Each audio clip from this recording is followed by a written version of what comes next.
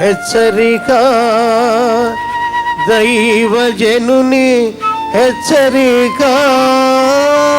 మీకెప్పుడు ఏది కలిగినా దేవుని సన్నిధిలో ప్రార్థించడం నేర్చుకోండి. హన్నా అనే ఒక ఆమె ఉంది, ఆమెకు పిల్లలు లేరు. ఆ పెళ్ళిన ఆమెకి పిల్లలు ఉన్నారు. ఆ సవతి ఊరికి ఇసుకిస్తుంది. పిల్లలు లేరనే బాధ ఆమె గుండె తరుక్కుపోతుంది. భర్తను పెట్టుకొని నాకు పిల్లల్ని అంటే, నేనేమన్నా దేవుణ్ణా, నేనెక్కడ ఇమ్మంటావు అంటున్నాడు. ఏం చేయాలో తెలియలేదు. దేవుని మందిరంలోకి వెళ్ళింది, మోకాళ్ళ మీద పడింది, నీళ్లు కుమ్మరించినట్టు తన బాధ అంతా, అయ్యా ఈ నిందలు పడలేకపోతున్నా, ఈ అవమానం పడలేకపోతున్నా, నా గర్భఫలం లేదన్న కొరతను తీర్చవా, నాకు బిడ్డనివ్వా అని మొరపెడితే దేవుడు ఇచ్చాడా లేదా? ఏంటండి, మరుసటి సంవత్సరం నీ ఒడిలో బిడ్డ ఉంటుందని చెప్పు. నాకు మొరపెట్టు, నేను నీకు ఉత్తరం ఇస్తాను. హిజ్కియా అనే రాజు ఉన్నాడు, యెషయా అనే ప్రవక్త వచ్చాడు. నీకు మరణకరమైన రోగం వచ్చింది, నీవు మరణిస్తావు, నీవు బతకవు, కాబట్టి ఇల్లు చక్కబెట్టుకో అని చెప్పి వెళ్ళిపోయాడు అండి. ఏంటండి, రోగం వచ్చినప్పుడు బాగైపోద్ది అంటుంటాం మనం, చచ్చిపోయేవాడు కూడా. కానీ అసలే రోగంతో బాధపడుతుంటే నువ్వు చచ్చిపోతావు అని దేవుడు చెప్పాడని వెళ్తే హిజ్కియా ఏం చేశాడట? వీలునామాలు తెప్పించి, దస్తావేజులు తెప్పించి, వీలునామాలన్నీ రాసేసాడా. కోడికూర అంటే ఇష్టం, తీసారా, తినేస్తాను, చచ్చిపోతానంట అన్నాడా? ఏంటండి, ఏమన్నాడు? గోడ తట్టు ముఖం తిప్పుకొని, అయ్యా నన్ను ఒక్కసారి జ్ఞాపకం చేసుకో అని కన్నీళ్లు విడుస్తూ ప్రార్థన చేశాడు. యెషయా ప్రవక్త చెప్పేసి దారిలో ఉన్నాడు. రాజభవనం పెద్దగా ఉంటుంది కదా, మడిమిసాలలోకి వెళ్ళాడంట. వెంటనే దేవుని వాక్కు యెషయాకు వచ్చింది, నీ కన్నీరు నేను చూచాను, నీ ప్రార్థన నేను విన్నాను, ఇక 15 సంవత్సరాల ఆయుష్ నీకు. అంటే ఒక్క నిమిషంలో కన్నీటితో చేసిన ప్రార్థన పరలోకానికి వెళ్ళింది. 1 సంవత్సరం 6 నెలలు 3 నెలలు కాదు, 15 సంవత్సరాల ఆయుష్ పొడిగించబడి. నన్ను అడగకుండా మనుషులను అడుగుతున్నావు. అందరిని అడిగానండి, ఎవరు హెల్ప్ చేయలేదని అంటుంటారు. అందరిని అడిగావు, దేవుణ్ణి అడిగావా?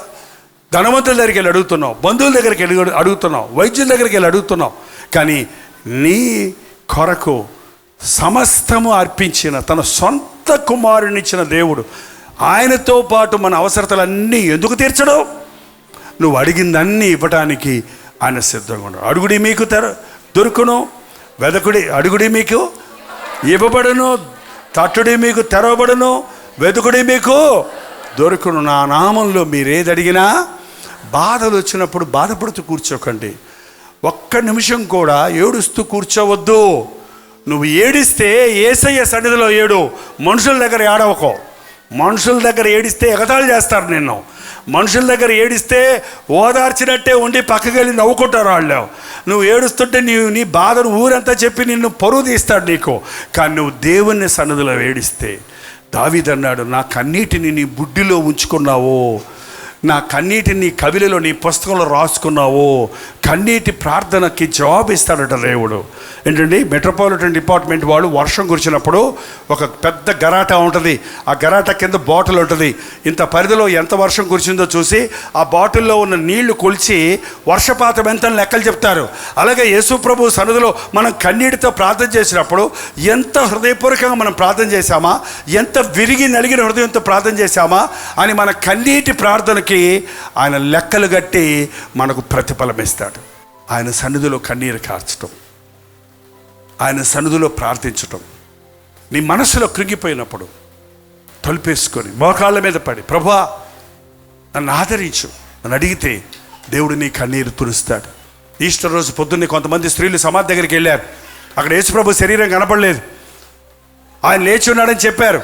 వాళ్ళందరూ వెళ్ళిపోయారు. కానీ మగ్దలేని మరి అక్కడే ఉంది, ఏడుస్తూ ఉంది. యేసుప్రభుని ఎవరో ఎత్తుకుపోయారు అనుకుంటుంది. కానీ పరలోకానికి వెళ్తున్న ప్రభు దిగి వచ్చి ఏమన్నాడు? అమ్మా ఎందుకు ఏడుస్తున్నావు? ఎవరిని వెతుకుతున్నావు? ఇదిగో నీ కోసం నేను. నువ్వు ఎందుకు ఏడుస్తున్నావు? నువ్వు కన్నీటితో ప్రభువుని వెతికితే ఆయన్ని కనుగొంటావు. నా ప్రాణమా, నాలో నీవేళ కృంగి ఉన్నావు, నాలో నీవేళ తొందరపడుచున్నావు, నీ దేవుని యందు నిరీక్షణ ఉంచు. నీ ప్రభు అయిన క్రీస్తునందు విశ్వాసం ఉంచు.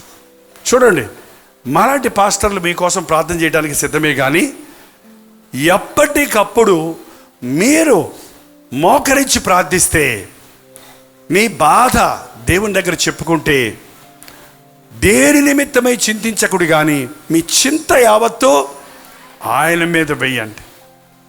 అద్భుతాలు చేసేవాడు మన ప్రభువు.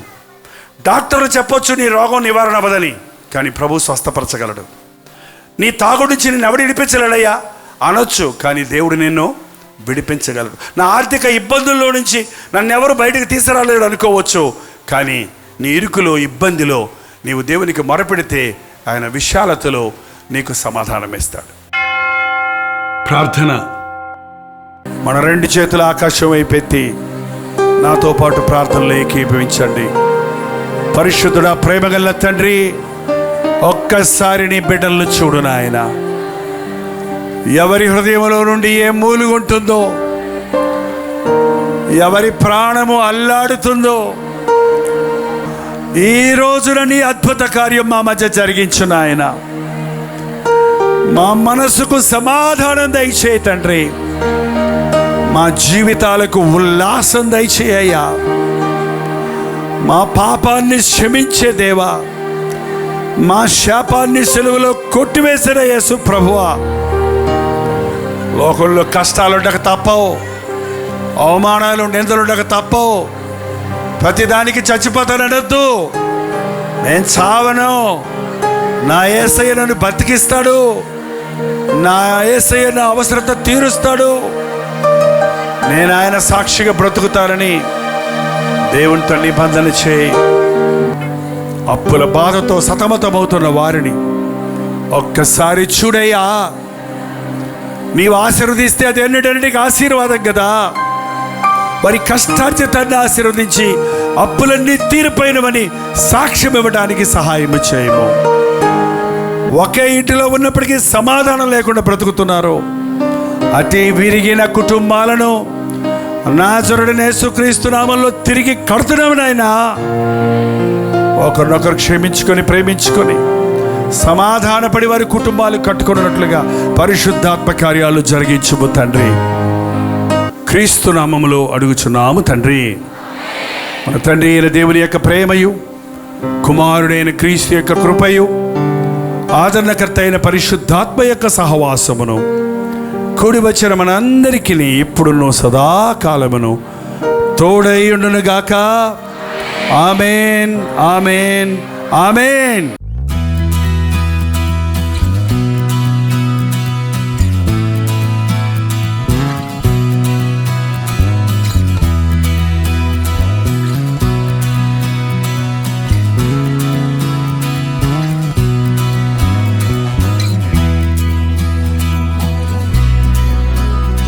హల్లెలూయా. ఢిల్లీ పరిసర ప్రాంతాల్లో ఉన్న వారికి శుభవార్త. మరొకసారి మీ కొరకు ప్రత్యేకంగా 1 డే గెట్ టుగెదర్ను ఢిల్లీలో మార్చి 20వ తారీఖున ఏర్పాటు చేస్తున్నాం. మిమ్మల్ని ముఖాముఖిగా చూడాలని, మీకోసం ప్రార్థించాలని, పరీక్షలు రాస్తున్న వారికి, అనేక రకాల సమస్యలతో, చిక్కులతో, అనారోగ్యాలతో ఉన్న వారి కొరకు ప్రార్థించాలని, మరి ముఖ్యంగా కల్వరి దర్శనం అనే తెలుగు టీవీ కార్యక్రమాలు, హిందీ టీవీ కార్యక్రమాలు వీక్షిస్తున్న వారిని, తెలుగు వారిని, హిందీ వారిని కలవాలని, సోషల్ మీడియా ద్వారా ఇప్పుడు రోజు తెలుగులోను అలాగే హిందీలోను ఉదయం 7 గంటలకి అనుదిన ధ్యానం అందించబడుతుంది. ఆధ్యాత్మికంగా మీరు బలపడుతున్నారని తెలియజేస్తున్నారు.